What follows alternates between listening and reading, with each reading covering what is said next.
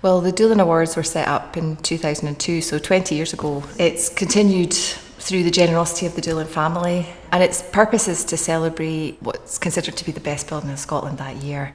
So I think these awards allow us to have that conversation and to put that on a platform for everyone, regardless of being an architect or client or whatever, everyone to have a really good insight and conversation about the value of good design and what it can bring.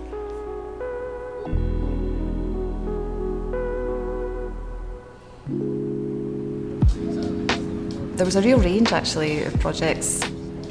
Two of the projects were really progressive places of learning.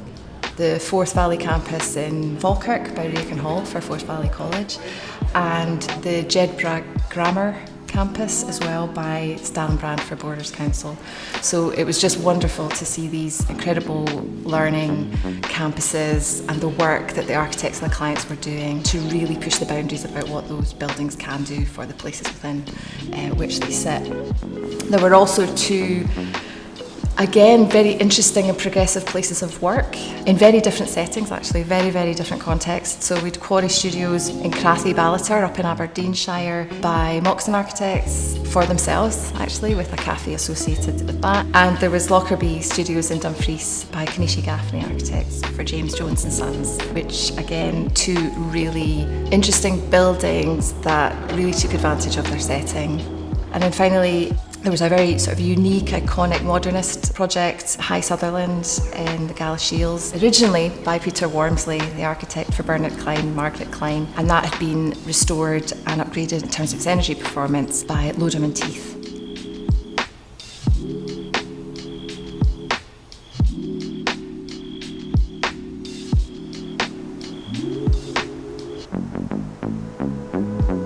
Quarry Studios stood out for a number of reasons. One of the things that was really key was the ambition of the project, but the way that had been carried out with a kind of modesty and carefulness to the site and the context that really stayed with us, I think, as a panel.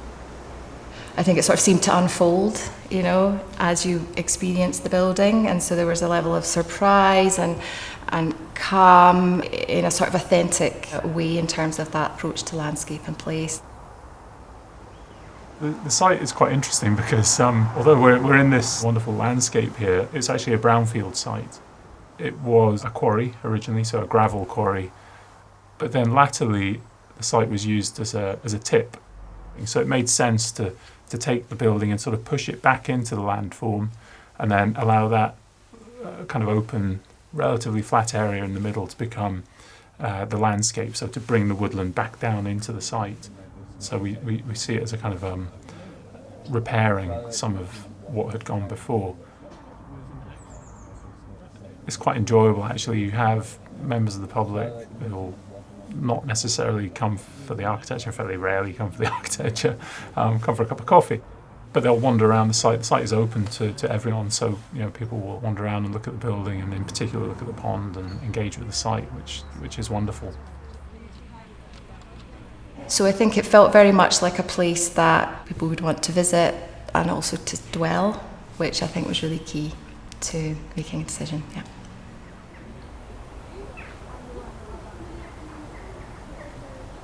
We had the pleasure of actually going to visit these buildings in their setting, meeting the clients and the architects together to really talk about architecture, talk about what these people were doing and talk about what it was offering, not just to the clients and the setting itself, but to society at large.